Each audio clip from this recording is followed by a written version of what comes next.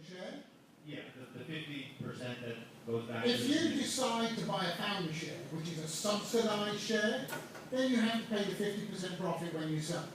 whatever the share is at That time. not at the time. So if it's that gone up from X to 2X or 60,000, whatever these numbers are, and you make tens of thousands of dollars in profit, you're expected to share that with the co-op because you've got a subsidised share price.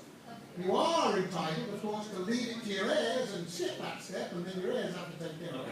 Okay, the other thing that's not being addressed is if the rent does stay the same, the only thing that no one has talked about is the fact that you will then have equity in that share, as opposed to now where you don't have equity in your rent at all. That equity will be able to be passed on if you don't own the full share. Say you owe half of it, you own 20,000 and the share is 30,000. You'll be able to pass that equity on to the person you sell the share to. So you'll be able to recoup that. Absolutely. So any profit that the owner's making now, you can't recoup. But money, if you're paying the same rent on, a mortgage on your share, if you can't complete the purchase of your share, you'll be able to recoup that. Yeah, the practice we've seen is that, and I'm sure you're more aware of this individually, if you buy a mobile home on a rental lot, it goes down in value. Don't know why, but it always has. The simple explanation is homes always go down in value. It's the land underneath them that's going up in value. Homes depreciate. Just to use Windjammer as an example, since this is 16 years, we've had over 120 lawsuits in this community. Evictions, different things over the course of Carno's ownership. Windjammer has had 5 lawsuits, and I believe out of those 5, 4 of them were because of not paying their mortgage over a 19-year period. Obviously, the association owns the share. The resident is paying a mortgage on that share. They can't complete their mortgage. Then they lose the share and they're taking it to court. Yeah, this is really trying to get the share value back so you can sell it to somebody else. Yeah, so the point is that those people who are paying, whether or not they can buy the full share or a partial share, they know, the bank knows, you got to live somewhere.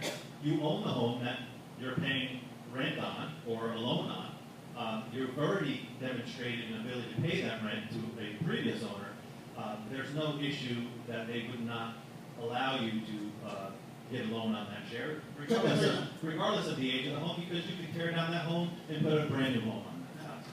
The other question I wanted to ask is, who determines the ready, willing, and able part? Is it the court or the bank? Because the bank is pretty happy right now, or the banks. It's the court. The bank doesn't really care how many people buy as long as we have enough money to buy. I mean, if everybody pays rent, and we're able to pay down the mortgage on that rent as an association, it's regardless to the bank. It's just the fact that the court needs somehow some assurance that we're serious. The way it works is that the defending attorney has convinced the court that they should not be holding on to their part for a potential purchase by residents unless the residents can demonstrate their ability to do this. And it's obvious. It's never happened before, and I don't know why the judge even listened to it, considering it's an option. Okay.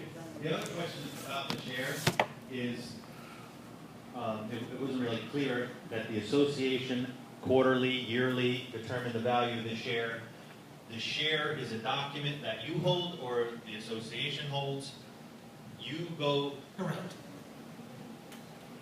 Okay, thank you. And I appreciate everybody who stayed. That demonstrates that you're serious about what you're interested in. Any other questions that I've missed? Oh, lady here.